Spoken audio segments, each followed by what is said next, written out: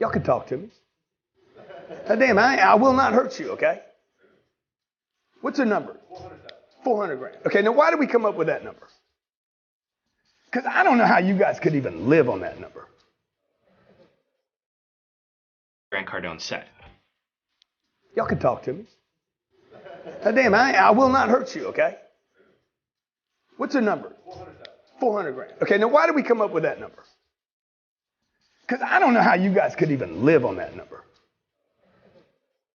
If I made 400 grand a year, I would be embarrassed with myself as a husband, a father, basically as a human being. 400 grand. How do you make sense of $35,000 a month? You guys haven't done the math. You have not done the math because you cannot live on 400 grand a year. And if you think you can live on 400 grand a year, I might have to go back and add number one. Nothing. Anybody can make 400 grand a year. All you got to do is show up. Okay? Now, I don't know. Whoa, that clip was crazy. And that's the whole purpose of today's episode, where I'm going to talk to you about social media and mental health and how it's impacting you. And if you're not careful, you're going to fall victim to one of the most dangerous traps of all. And I'm going to go over that in today's session. So as you can see from that clip, Grant Cardona talks about how making $400,000 a year or less is something that you should be embarrassed about, shamed about, and all these other nasty things. And to give you some stats, when you make $400,000 as of 2023, if you're making that type of money, you're in the top 1% of all earners in America. Think about that. You're in the top 1%. So for someone to say that the top, or let's say the last 99%, everybody else basically should be ashamed, is embarrassed, they're not working hard, which, you know, something that maybe he was assuming like it's not good enough. All that stuff is toxic. And me as a marketer, like, I know what he's trying to do. He's trying to get likes like this, right? He's trying to get clips and likes and everybody to react, so that way more of his stuff is shown through the algorithms on Instagram, TikTok, YouTube, and all that stuff, right? So that's why he's doing that. But if you're not careful and you think that, wow, I'm only making $80,000 or I'm only making $380,000 and I'm not doing good enough, guys, trust me when I say you are good enough. And that's the whole thing about social media. And honestly, this is why I'm actually getting on podcasts and putting my information out there, is because there's a lot of junk out there. And if all there is junk, right, from like, let's say like the high powered names, the people that are the gurus or the experts, right, the big name people, if those are the only people that's putting out information and it's bad information or toxic information, it's going to harm a lot of people out there who just simply don't have access to the good information, the helpful information, if you will. And that's why I'm on these podcasts, just like I am right now. So in today's episode, again, I want to talk about mental health and social media, because I want to talk about how you can make sure that you can protect yours as you're scrolling and being involved in social media. Because I don't think social media is bad, but there's certain things you need to do to make sure that you're not being a victim to all the negative, toxic stuff as you see here. And this is also why in my previous episode, where I talk about men and mental health and why it's so important, is for reasons just like this, to be honest. All right, so let's get into the first step. So to help you protect your mental health when you're on social media is that you need to define what success looks like for you, because the problem that's happening, as you're seeing, people will inform you, social media will inform you that success looks like this. But if success for you looks like that, something totally different, then you may feel as though you're not living up to what is deemed accessible or acceptable, or whatever the case it may be. So for you, you may say, you know what? If I make $70,000 a year and my wife is making $50,000 a year, you know, we have 2 kids and we have a home, right? You may say, that's enough. And I would tell you, yes, that is. You don't have to fall victim to all this other stuff about you have to make 6 figures, 7 figures. You have to be an entrepreneur. You have to have 7 streams of income. Like all this other stuff, like you don't have to fall victim to that. Identify before you get on the next social media app. You need to ask yourself, what do I want my life to look like? Okay? Like really focus on that.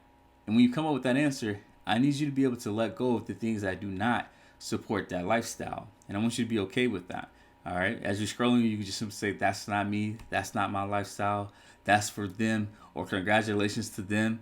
All of these other things, because it's going to help you to stay distant from what society says is important. Next, another reason why you need to make sure that you're protecting your mental health when you get on social media is because it will cause you to become addicted to not only the social media sites themselves, but also to the wrong things. So what do I mean by that? Well, if you ever notice on your social media, whether it's TikTok or Instagram, you keep seeing the same type of content, if you will. So if you're into cars, trust and believe, you're going to see a lot of cars on your algorithm. If you're looking at things that may be, let's just say, unhealthy for you, so that may be looking at very provocative videos, right? You may find yourself addicted to that as well. So you need to make sure that when you're scrolling, you need to start to unfollow and even click the three little dots that's beside each post and click see less of or not interested, and unfollow the Instagram profiles, the TikTok profiles that do not serve you, that do not serve step one, which is identifying what success looks like for you. By doing that, you're going to make sure that you're getting things that help you, so that way you don't feel as, let's say, down and out, addicted to the negative stuff, or even just simply being addicted to the app, if you will. Okay? So start to unfollow these accounts and click see less of and all those other things. Number 3, and this one just came from the previous clip that I just showed you. The reason, or the problem with social media, is that it'll give you bad advice on what you should be doing in your business, your relationship, in your free time, in your personal life, all of these other things. And what you need to start doing is, again, following the reputable accounts that have a proven track record of showing you exactly what you value. Okay? So if you're a spiritual person and you follow this, let's say spirituality, this religion, I would tell you following guys like Bishop T.D. Jakes or Joel Osteen. I don't know if he has an account on social media, or Mike Todd or Tim Ross or some of these other guys. Those are people that, hey, you should follow. And it'll be okay for you to listen to their content and try to implement it into your life because it's helpful and it's healthy for you. But there's other people that, let's just say like the Andrew Tate guy, right? I hear a lot of my clients speak about this guy and they quote him a lot in my sessions, and I could really care less. But when you hear about this same guy who's giving you advice on your relationships and how you should live your life, and you see that he's being charged with rape and human trafficking, I don't know if that's someone that you should be taking life advice from. If that's the life that you want to live, then great. But I don't think you want to be arrested. I don't think you want to be charged with all these other crimes. So make sure that when you're following someone or as you're seeing posts, ask yourself, are they living the life that I want? Do they have a proven track record of leading people to the life that I want? If so, hey, let's follow them. If not, let's let go of them. All right? And then last, something that social media does that can affect your mental health is that it just simply serves as a distraction. Now, again, it's great to follow the accounts that help you, but also we need to monitor the amount of time that we're also on these social media apps. Because if you find yourself on the apps, let's say Instagram, for 3 hours a day, but you find yourself not having enough time to get ahead in your work, there's a good chance that you should be pulling back. Because if you're not, and you're still 3 hours each and every day, the stress that you get from falling behind even further and further in your work is going to add a whole nother layer of stress. And then you have to have a conversation with me as your therapist. So start to judge, or start to actually take note to what's the word I'm looking for? Track.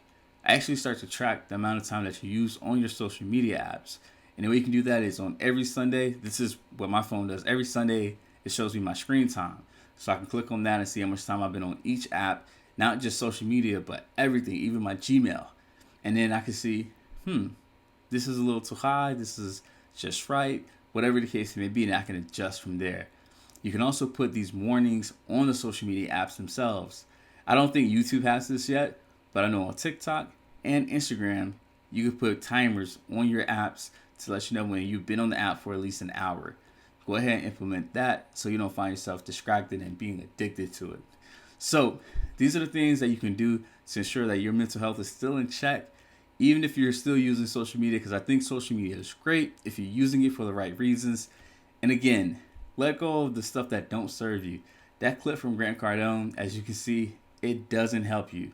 All right, or maybe it does. Who knows? I don't know you I don't know you personally, but if you're like the other 99% that's not making $400,000 a year, trust me when I say you're not a loser and you shouldn't be embarrassed. That's that toxic stuff that people use to try to sell you stuff and to get more clicks on their website. And we don't need that. That doesn't help you at all. So comment on this post, subscribe to this YouTube channel, this podcast, and guys, I'll see you later.